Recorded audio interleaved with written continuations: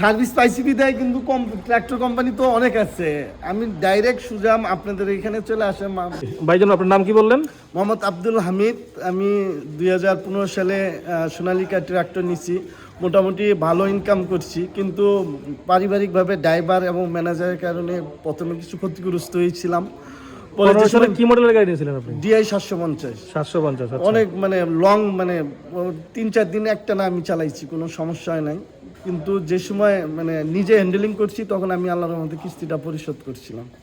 পরে আপনি গাড়ি ব্যবসা ছেড়ে দিয়েছিলেন আবার? পরে গাড়ি ব্যবসা ছেড়ে দিয়ে কিছুদিন ঢাকায় ছিলাম, থাকার পরে এখন ঢাকায় কি করছেন তখন? তখন সোয়েটার ফেট করিতে আমার চাচারি সোয়েটার ফেট করেছিল। এখন আবার আপনার কাছে এই আমাদের পুরাতন ট্রাক্টর নিতে মন চাইলো কেন?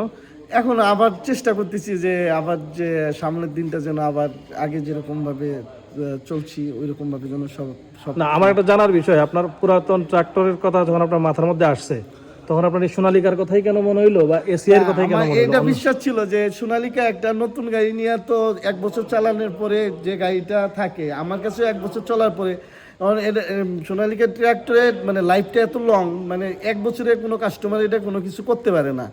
আমার বিশ্বাস যে 1 বছর যে গাড়িটা চলছে আমি পরবর্তীতে 3-4-5 বছর এটা আমি এমনিতে। কিন্তু আপনি একটা পুরাতন গাড়ি নেবেন, আপনার টেনশন আছে না যে গাড়িটা নেওয়ার পরে যদি ডিস্টার্ব হয়? না, আমার এটা বিশ্বাস আছে যে আপনাদের কোম্পানির গাড়ি মানে এত তাড়াতাড়ি কেউ মাইরে হালাইতে পারবো না 1-1.5 বছরের মধ্যে। বা আপনি যে আগে যে গাড়ি 3-4 বছর ব্যবহার করলেন, সত্যি কথা বলেন তো যে আপনি সার্ভিস পাইছেন নাকি? আমি তো আপনাকে শিখাই দিই, আপনি নিজে বলেন যে সার্ভিস পাইছেন। সার্ভিস পাইছি বিদায় কিন্তু ট্রাক্টর কোম্পানি তো অনেক আছে, আমি ডাইরেক্ট সুজাম আপনাদের এখানে চলে আসে।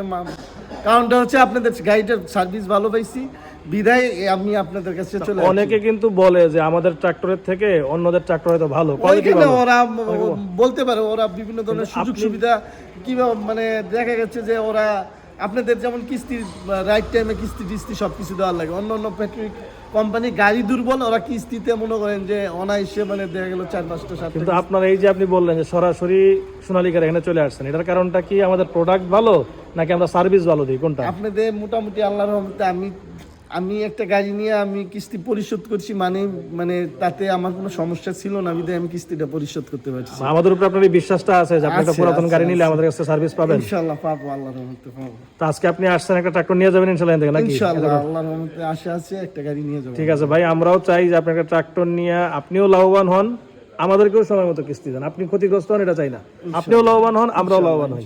ঠিক আছে ভাই, থ্যাংক ইউ। আপনার নামটা কি জানি বললেন আবার? আব্দুল হামিদ। কোথায় বাসা আপনার? লালমাট সদর থানা। ঠিক আছে, থ্যাংক ইউ।